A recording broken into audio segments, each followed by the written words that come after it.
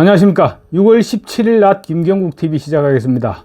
민주당 이재명 대표 정말 엎친 데 덮친 그런 상황으로 내몰리고 있습니다. 이번에는 법정에서 위정을 해달라고 부탁하는 이재명의 육성이 담긴 3분 50초에 걸친 생생한 녹음 파일이 오늘 공개됐습니다. 내달 마지막 정인신문을 하고 9월 정도 1심 선고를 앞둔 이재명의 위정교사 내용이 온 국민에게 전해지게 되면서 빼도 박도 못하는 그런 상황이 지금 되고 있습니다. 이재명이 지금 재판받고 있는 위정교사 혐의 줄거리는 이렇습니다. 2018년 지방선거 경기도지사 선거 당시 TV토론회에서 과거 2002년 이재명이 KBS PD와 공모해서 검사를 사칭하고 무고 혐의로 벌금 150만 원의 형이 확정됐던 사건이 있었습니다.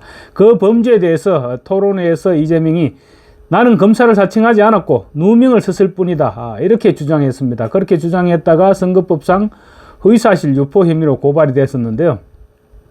그 허위사실 유포 혐의에 대한 재판 과정에서 이게 통화 시점은 한 2018년 말 정도로 추정됩니다. 2018년 6월에 지방선거가 있었으니까 그해 말 정도로 추정됩니다. 그러니까 경기도지사 시절이죠. 재판을 받으면서 아마 굉장한 위기감을 느꼈던 것 같습니다. 허위사실 유포 혐의는 사실 굉장히 처벌이 엄중합니다. 그래서 유죄로 인정되면 지사직이 날아갈 수밖에 없는 그런 상황이었습니다. 그런 상황에서 2018년 말 정도에 이재명이 과거 성남시장이었던, 그러니까 이재명이 검사 사칭을 했을 당시 성남시장이었죠. 그 시장이고 그때 당시에 이재명의 경쟁자이기도 했습니다. 고 김병량 시장의 수행비서였던 김진성 씨에게 전화를 걸어서 위정을 부탁했습니다.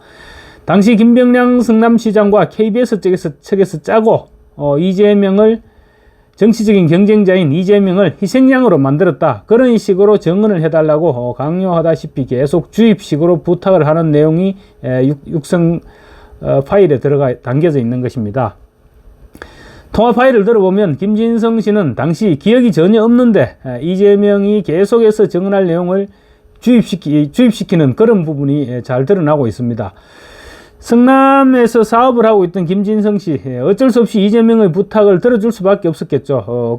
그리고 이재명의 부탁을 들어주고 김진성은 법정에서 허위 진술을 했습니다. 그 과정에서 김진성 씨는 양심의 가책을 느껴서 차마 위정을 하지 못하겠다고 최초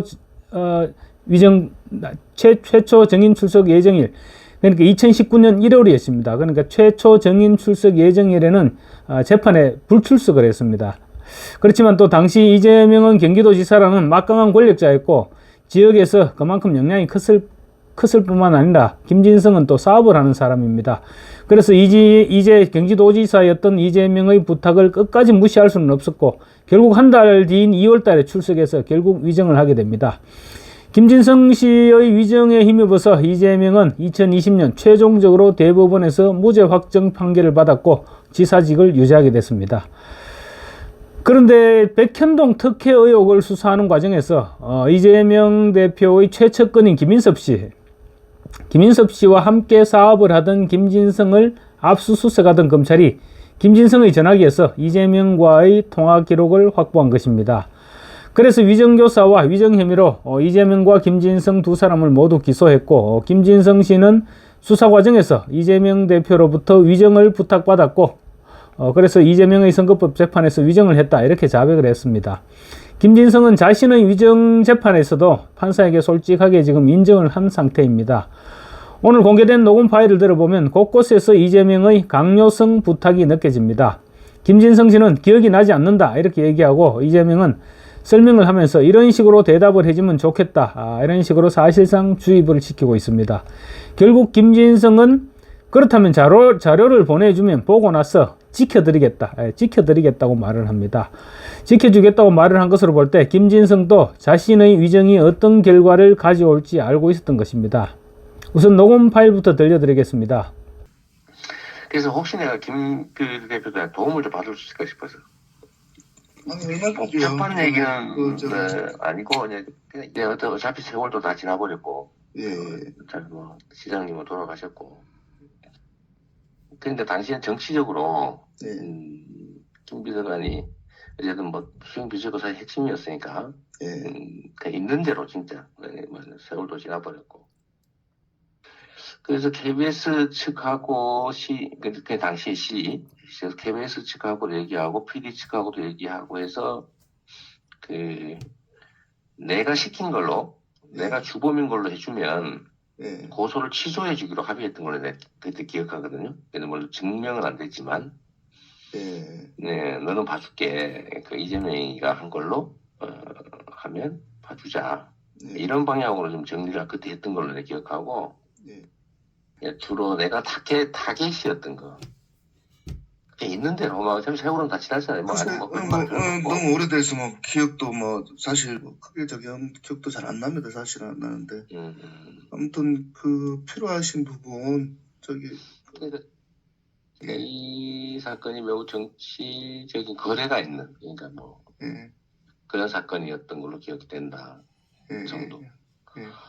한번 생각을 해보면 어쨌든 KBS하고 우리 시장님하고는 실제로 얘기가 좀 됐던 건 맞아요. 예. 예. 어쨌든 내가 출도를 했다. 그다음에 뭐 내가 질문하는 도중에 뭐 메모를 해주면서 질문 내용을 다 알려줬다 뭐 이런 소리를 했었는데 어쨌든 그거는 뭐 법정에서 우리가 따질 바고 네. 경찰도 나를 좀 봐야 되고 또 시도 그렇고 KBS도 그렇고 네. 전부 다 이해관계가 일치되는 나한테 덮어씌우면 도움이 되는 사건이었던 거예요. 그런 얘기들을 좀 기억을 좀 되살려서 네. 혹시 기회 되면 네. 네. 뭐 그때도 뭐 그런 그런 뉘앙스 그런 분위기 때문에 내가 뭐 구속되다 우리 시장님 모시고 있던 입장에서 네. 그래도 이게 좀 전체적으로 네. 한번 얘기를 해주면 크게 도움이 될 것 같아요. 예. 한번 생각을 한번 되살려봐 주시고 예. 또 어떤 취지로 그 저기를 해야 되는지를 한번 네네. 내가 변론 노지서를 하나 보내드릴게요. 예, 그때 우리 주장이었으니까 한번 기억도 되살려 보시고 나는 뭐 다른 자료는 안 가지고 있으니까. 예. 판결문하고 그걸 보내드릴게요. 판결문하고 우리가 했던 주장, 네. 재판 주장했던 거. 그걸 보면 제가 또 그러죠. 한번 일단 보내드릴게요. 텔레그램으로 내가 보내드릴게요. 하여튼 아까 얘기를 좀 되돌아가서 자료는 보낼 테니까 한번 봐주시고요. 어쨌든 한번 갖고 싶은 생각은 나던데. 그렇게 해서 제가 보고 인지한 상태에서 네네. 어떤 식으로 방향을 이제 잡았으면 좋겠어요. 그러시죠. 네. 제가 얘기해놓은 내용들 있으니까 그거 한번 보십시오. 한번 보시고. 예. 제가 여기 맞췄습니다. 네, 그래요. 또 통화할게요. 알겠습니다. 고맙습니다. 네.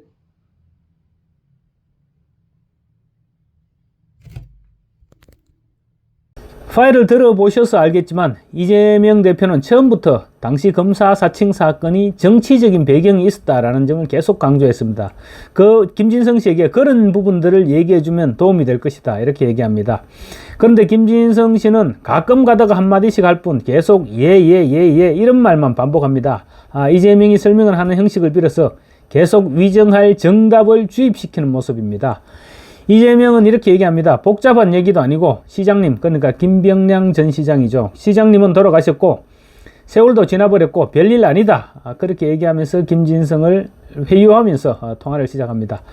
그러면서 당시 사건은 정치적인 거래가 있는 사건이었다는 정도로 기억된다. 당시 성남시도 그렇고 KBS도 그렇고 이재명에게 덮어씌우면 서로 도움이 된다. 이재명이 타깃이었다. 이런 식의 얘기들이 오고 갔다는 그런 뉘앙스로 전체적인 이야기를 해주면 크게 도움이 될 것 같다. 이렇게 정은 요지를 설명합니다.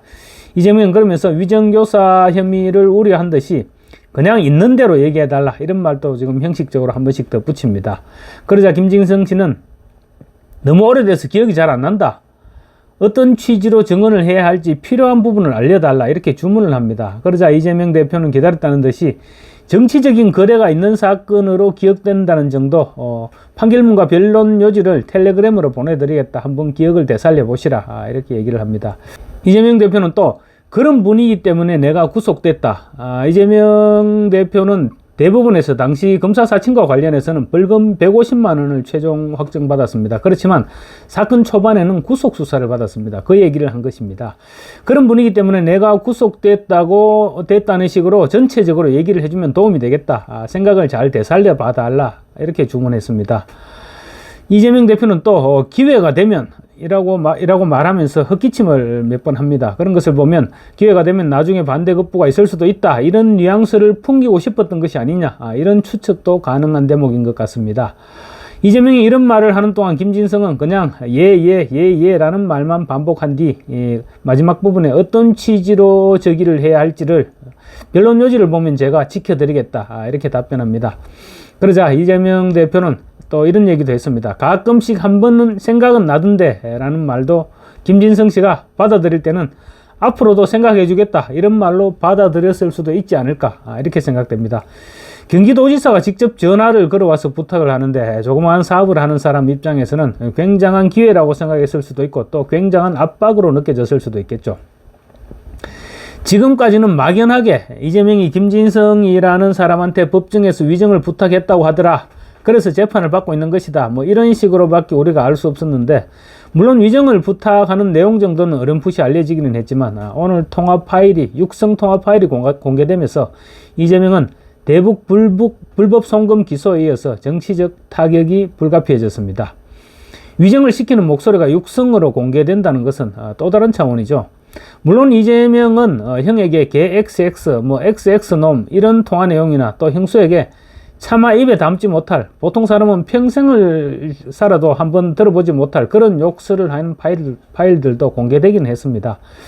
그렇지만 형이나 형수에게 하는 욕설은 당사자들이 문제 삼지 않으면 도덕적인 타격을 입게 되는 것이지만 위정교사는 법적인 책임을 져야 한다. 그런 측면에서 오늘 녹음 파일 공개는 또 다른 의미를 띈다고 볼 수 있을 것입니다. 이재명은 대북 송금과 관련해서도 오늘도 최고위원회에서 북한에 현금 몇십억을 주면 유엔 제재 위반이다. 주면 안 된다는 것을 모르는 사람이 있느냐. 경기도의 대북 인도적 사업을 총괄하는 이화영 전 부지사가 이런 국제 제재, 이런 상식도 모르고 북한에 현금 50억을 주겠다고 약속했겠느냐. 그게 말이 된다고 생각하나? 그 사람 바보인가? 정신 나갔나? 이렇게 목소리를 높였습니다. 명백한 증거 앞에 그런 주장이 통할 리가 없다는 것을 알고 있으면서도 지금 이재명 그만큼 다급해진 것입니다. 이재명이 모래 위에 쌓아온 성들이 파도가 들이치면서 지금 하나씩 무너지게 되는 그런 상황에 직면하고 있는 것입니다. 감사합니다.